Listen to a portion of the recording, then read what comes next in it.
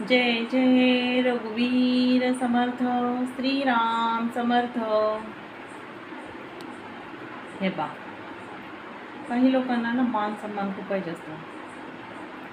प्रत्येक घरामध्ये जावई असतोच ना, है ना. जावयाला खूप मान सन्मान पाहिजे. बरेच लोक आहेत, नंदांना मान सन्मान पाहिजे, बरोबर आहे. जास्त मान सन्मानाची अपेक्षा करू नका हो.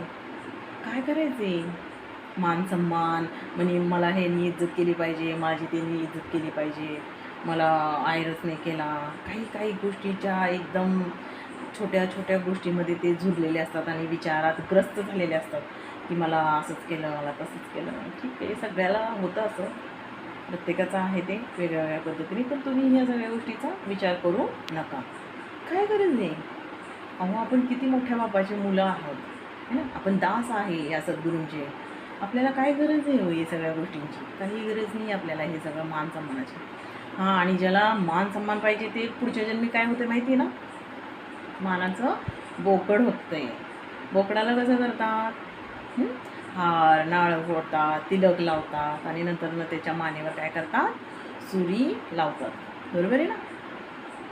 तर पुढच्या जन्मी तुम्हाला मग बोकडच जन्माला तुम्ही जाता, बरोबर ना. हां, आणि जर तुम्ही उपासनेत असताल, स्मरणामध्ये जर असताल, तर मग तर तुम्हाला डायरेक्ट कुठं जायचं आहे, मोक्षाकडे जायचं आहे, बरोबर. काही लोकांना ना मागणी पण करता येत नाही. सद्गुरू मला ना बंगला द्यावं, सद्गुरू मला हे पाहिजे, मला गाडी पाहिजे, सद्गुरू मला ते पाहिजे, मला हे पाहिजे, मला ते पाहिजे, अरे मला हे पाहिजे ते पाहिजे. काय तुम्हाला मागणी करता येत नाही? स्वारींनी काय सांगितलेलं आहे, तुम्हाला मागणी करता येत नाही अजिबात.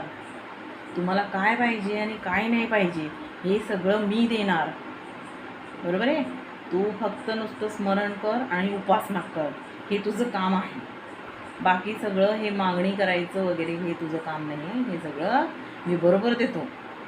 स्वारींना बरोबर माहिती दासाला काय कमी आहे, काय जास्त आहे.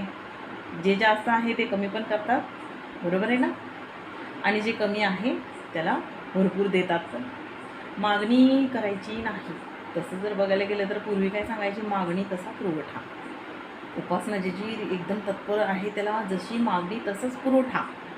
पण आता लोक काहीही मागायला लागले तर त्यांना मागायचंच कळत नाही. ज्ञान कमी आहे ना, कमी शिकलेले आहेत, काय समज नाही आहे. कशामुळे असं होतं? स्मरण नाही आहे, उपासना नाही आहे, काय करत नाहीत आणि मागणीच करतात.